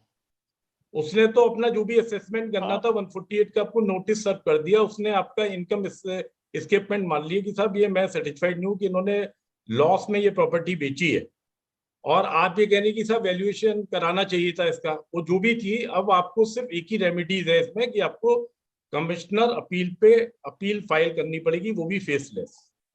अगर आपको 148 के अगेंस्ट तो अपील होगी नहीं। क्यों सर? 148 के अगेंस्ट थोड़ा अपील होगी, रिट होगी मेरे हिसाब से हाई कोर्ट में कि 148 नोटिस के अगेंस्ट भी अपील हो सकती है। नहीं, मेरी अब बात सुनिए, आपने ये आप अभी असेसमेंट की बात करें, असेसमेंट के बाद पहले आप कमिश्नर अपील पे ही तो फाइल करोगे, और फेसलेसी की तो बात हो रही है ये। सर नहीं सर, जो 148 डी का जो ऑर्डर आता है वो असेसमेंट हो गई, वो असेसमेंट तो नहीं हो तो 148 खोलने के लिए हो गया। वो असेसमेंट ही, वो स्टेटमेंट हुआ है आपका, वो आपकी जवाब से सेटिस्फाइड नहीं है, इसलिए उसने 148 तो फिर 148 का मतलब का स्टेटमेंट आप उसने मान लिया आपका। हाँ, पर अब मैं 148 के अगेंस्ट जो, अगर वो उसके अगेंस्ट मुझे एडिशन होती है मान लीजिए, तब मैं अपील कर पाऊंगा ना सीआईटी के पास कि 148 नोटिस तो खोलने के अभी सुनिए मेरी बात, अगर वो उसने सेटिस्फाइड नहीं हुआ है, आप पहले मेरी बात सुनिए, सेटिस्फाइड नहीं हुआ है तो उसका नेक्स्ट स्टेप आपको 148 का नोटिस इशू करना है। अगर आपके पास वो नोटिस इशू नहीं हुआ है तो एक बार आप दोबारा से रिक्वेस्ट कर लीजिए कि साहब इसका वैल्यूएशन कराइए। मेरा सिर्फ ये है, 148 का नोटिस इशू करने के बाद आपके पास सिर्फ एक ही रेमेडीज रह जाती है, अपील की। हाँ जी सर, बस ये बिल्कुल सर। और किसी या का रिट रिट तो हो सकती है सीधी। देखिए रिट का जो मैटर है, पहले आप ये तो देखिए कि आपके पास अभी आप कह रहे हैं ना 148 का नोटिस ही नहीं आया, तो रिट में कैसे नहीं, जाओगे? नोटिस तो आ गया ना सर 148। मैं 148 को ही कह रहा हूँ कि वो वैलिड चैलेंजेबल तो है ही है ना। 148 की मैं बात करूं, मेरा क्वेश्चन ही बिल्कुल 148 का है। चैलेंजेबल है, बिल्कुल चैलेंजेबल है। 148 ए बी सी डी की जो आप बता रहे हैं ना, जो प्रोसीडिंग है, 148 ए अलग है, 140 बी अलग है, सी अलग है। उसमें हाँ जी, आपका हाँ जी। आपने जो भी उसको आंसर दिए हैं वो उससे सेटिस्फाइड नहीं है। जिस तरीके से आप बता रहे हैं कि साहब वो मेरी बात नहीं मान रहा, तो उसके पास हाँ यही जी। है, अगर आपके पास कोई नोटिस आता है तो आप अपील में ही जा सकते हैं। इनकेस अगर वो ड्रॉप भी हो सकता है, ऐसा नहीं है ड्रॉप नहीं होता, लेकिन ड्रॉप के बिल्कुल लिए जी। आप अपने सारे एविडेंस देने पड़ेंगे। जो आपकी वैल्यूअर की जो रिपोर्ट है वो आपको सबमिट करनी पड़ेगी। सर मैं HK अरोड़ा एडवोकेट सहारनपुर से। हाँ तो जी। सर मेरा इसी में क्वेश्चन है कि 148A D के खिलाफ भी अपील जा सकता है? 148 ए के इस खिलाफ कैसे अपील में चले हाँ जाएंगे? सर, अभी सर तो या उसने तो आपको इनिशिएट किया है। हाँ, या तो सर वो 148 का रिप्लाई फाइल करे, या Yes, 148A D रिप्लाई के के खिलाफ। बाद अगर देखिए 148 यही इन्हीं का क्वेश्चन यही वाला है। हाँ। 148 का इन्होंने रिप्लाई फाइल किया या आप जो भी है, अगर 148 के रिप्लाई पे एओ सेटिस्फाइड है तो वो प्रोसीडिंग आगे बढ़ती नहीं है, फिर वो वहीं ड्रॉप हो जाती है। अब वो सेटिस्फाइड नहीं है। अगर नहीं है तो फिर हाँ। आप पे 148 का नोटिस आए। हाँ अच्छा सर, मेरी एक क्वेरी हो रहा है सर। मेरा असेसमेंट ये 16-17, मुझे उसका 148 का नोटिस मिलता है। Hello, yes yes I am listening हाँ प्लीज। सर, मेरा असेसमेंट ईयर 16-17, मुझे 148A का 148 का नोटिस आता है अप्रैल 2021 में। राइट। फिर उसके बाद आशीष कुमार अग्रवाल वाला केस आ गया। हाँ वही सुप्रीम कोर्ट वाला। हाँ, फिर उसके बाद union bank versus Ashish Kumar Agarwal की बात कर रहे हैं ना। फिर सर उसके बाद इंस्ट्रक्शन आ गई। हाँ, इंस्ट्रक्शन के बाद उन्होंने 148A में ऑर्डर कर दिया। फिर उसके बाद 148 मतलब 148 में दोबारा फ्रेश नोटिस दे दिया। ठीक है सर। तो अब मेरा क्वेश्चन ये है कि असेसमेंट ईयर 16-17 जिसका मुझे फर्स्ट टाइम नोटिस अप्रैल 2021 में आया था, बिल्कुल उसपे टोला के अकॉर्डिंग या जो लेटेस्ट सुप्रीम कोर्ट का ऑर्डर आया है उसके अकॉर्डिंग वो लिमिटेशन में कवर करेगा या नहीं करेगा? देखिए 100% डिपार्टमेंट को सुप्रीम कोर्ट का ऑर्डर फॉलो करना पड़ेगा। कुछ जगह ये अभी बात आई थी कि डिपार्टमेंट सुप्रीम कोर्ट के ऑर्डर को फॉलो नहीं कर रहा और उन्होंने 148A के और 148 के डायरेक्ट नोटिस भेज दिए। कुछ ऐसी भी प्रॉब्लम अभी आई है जो रिट में गए हैं वो इसी चक्कर में गए हैं क्योंकि कुछ जगह पर पुराने नोटिस को मानते हुए इनकम टैक्स ने रीअसेसमेंट कर दिया, इनकम एस्केपमेंट कर दिए। तो आप पहले अपना टाइम लिमिट देख लीजिएगा, अदरवाइज नल एंड वॉइड हो जाएगा 100%। अगर आप लेकिन ये एओ नहीं कर पाएगा, एओ नहीं करेगा, एओ तो अपना एडिशन कर देगा। ये आपको अपील में जाके ही करना। हाँ सर, मैं अपने फैक्ट्स दोबारा बताता हूँ। असेसमेंट ईयर 16-17 फ्रेश नोटिस अप्रैल 2021 में आया। उसके बाद इंस्ट्रक्शन को फॉलो करते हुए 148A की प्रोसीडिंग्स हो गई और फिर फ्रेश नोटिस 148 में इशू हो गया। फेसलेस है, हम उसमें पार्ट सबमिशन कर चुके हैं। अब जो बाकी टोला के अकॉर्डिंग या लिमिटेशन के अकॉर्डिंग उसके लिए हमने टाइम सीक किया हुआ है। बिल्कुल। तो अब हमें सर ये उसमें कवर करेगा या नहीं करेगा? देखिए 100% कवर करेगा। तो सर उसका कोई केस फ्लो वगैरह या असेसमेंट? सबसे बेस्ट केस लो आपका सुप्रीम कोर्ट का ऑर्डर है, इसको लगाइएगा। ये देखिए सारे जितने भी असेसमेंट्स हैं, बहुत सारे अभी लाइक और भी ऑर्डर है। आपने अभी ये नहीं बताया कि उसमें एडिशन कितने का किया है या उसमें क्या डिस्प्यूट है? नहीं सर, अभी तो असेसमेंट प्रोसीडिंग्स में है ना। हाँ, तो असेसमेंट प्रोसीडिंग में तो अभी आप एज इट इज अपनी जो बात है ना वो रखिएगा। अभी आप कोई भी किसी भी जुडिशियली प्रोनाउंसमेंट पे मत जाइए प्लीज। नहीं सर, लिमिटेशन का ऑब्जेक्शन तो लेना पड़ेगा ना मुझे। लिमिटेशन का तो लेना ही पड़ेगा। लिमिटेशन में तो ऐसा है ना, देखिए ईओ का क्या है, इन लोगों को भी बहुत सारी जगह पर जो अभी आपने देखा होगा जो जितने भी लाइक डिस्प्यूट हुए हैं वो इसी चक्कर में हुए हैं कि एओ ने क्या किया है, 148A के जो नोटिस दे दिए हैं जिसको कि सुप्रीम कोर्ट ने ये माना है कि साहब 148 का नोटिस आपने दे कैसे दिया, और कुछ जगह 148 के नोटिस दे दिए। तो ये जो 148 ABCD वाला जो वो है वो 3 साल का है और 10 साल तक का है। सर मेरा केस तो मेरा केस 10 तो लाख का है। और मैं बताता हूँ मेरा सुनिए मेरी 10 लाख का वो 10 साल का वो है जिसका 50 लाख से ऊपर के स्टेटमेंट है। सर अभी मेरे आपकी केस में ना प्रोसीडिंग चल रही है, सुनिए मेरी बात, अभी आपकी राइट प्रोसीडिंग चलने दीजिए। आप अपने जो भी एविडेंसेस है उसको आप फैक्ट भेजते रहिए ऑनलाइन। 100% आपका ड्रॉप हो जाएगा यहीं पर। आप टाइम लिमिटेशन का भी डालिएगा। मैं आपको 2-3 मिनट पे जजमेंट है, आप मेरा नंबर नोट कर लीजिएगा। मैं आई विल प्रोवाइड यू। अभी हमारे स्पीकर सर एक्चुअली में वेट कर रहे हैं। और भी अगर किसी और की, क्योंकि ये क्या है लिटिगेशन का मैटर है, तो you can talk to me any time. Just note down my number please. ठीक है राइट सर बताइए। 98970 98970 58190 सर 98970 98970 58190। Thank you sir. ठीक। किसी और का भी अगर कोई क्वेश्चन हो तो प्लीज बात करिएगा। दिव्यांशु जी अभी related to income tax,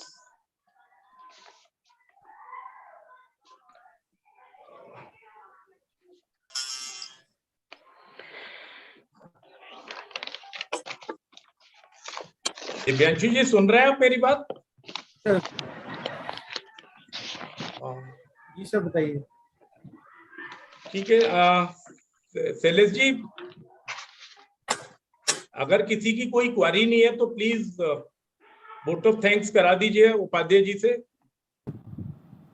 ji sir, तो मेरे ख्याल से सारे प्रश्न पूरे हो चुके हैं और शायद किसी का प्रश्न नहीं बचा है। सबसे पहले मैं देखूँ उपाध्याय जी उपलब्ध हैं अथवा कि नहीं है। हाँ है, प्रेम सुंदर उपाध्याय जी उपलब्ध है। आदरणीय उपाध्याय जी, ये मेरा आपसे निवेदन है कि वोट ऑफ थैंक्स दीजिए, उसके बाद आप राष्ट्रगान भी कराइएगा। ठीक सर, धन्यवाद। सर्वप्रथम वेबिनार में उपस्थित सभी सम्मानित अधिवक्ता बंधुओं तथा यथा योग्य प्रणाम। तत्पश्चात आज के मुख्य वक्ता सीए दिव्यांशु जैन जी को बहुत बहुत धन्यवाद। आज आयकर से संबंधित नई ITR और 148, 147, 144 के संबंध में जो समझाया वह सभी के लिए लाभकारी सिद्ध होगा। अंकित जी को भी धन्यवाद, वेबिनार में निरंतर समय दे रहे हैं।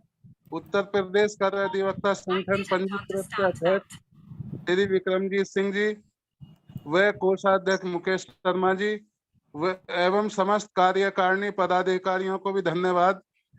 और सबसे बड़े भाई हर्ष शर्मा जी को भी बहुत बहुत धन्यवाद। आज वो इंडिया में ना होते हुए भी वेबिनार को उसी ढंग से उन्होंने स्टार्ट किया, जिसके लिए वो उनको कोटि कोटि नमन। अपने मध्य प्रदेश की 2 सहयोगी बार नर्मदापुरम हरदा जिला टैक्स बार एसोसिएशन MP एवं टैक्स बार एसोसिएशन छतरपुर के अध्यक्ष व महामंत्री जी को भी बहुत बहुत धन्यवाद, जो हर अभी हमारे सब साथ बने हुए हैं। सभी उपस्थित सभी सम्मानित अधिवक्ता बंधुओं को भी मेरा कोटि कोटि नमन और धन्यवाद। अब आप अपनी सीट पर खड़े हो जाएंगे राष्ट्रगान के लिए।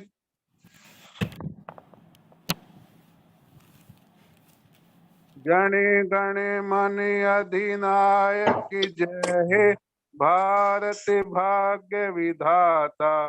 पंजाब सिंध गुजरात मराठा द्राविड उत्कल बंग, विंध्य हिमाचल यमुना गंगा उच्छल जलधि तरंग। तब शुभ नामे जागे तब शुभ आशीष मांगे, गाहे गण गण मंगलदायक जय हे, भारत भाग्य विधाता। जय हे जय हे जय हे जय जय जय हे। भारत माता की जय। सभी उपस्थित बंधुओं को नमस्कार, प्रणाम, धन्यवाद। अंकित जी शनिवार फिर मिलेंगे। अंकित और जी विश्वकर्मा जी जी सर को जी। भी बहुत बहुत धन्यवाद। सभी का बहुत बहुत धन्यवाद आज की मीटिंग में जुड़ने के लिए। हमारे चैनल को ऐसे ही सब्सक्राइब करते रहिए। धन्यवाद सभी के लिए। शुभ रात्रि। Thank you.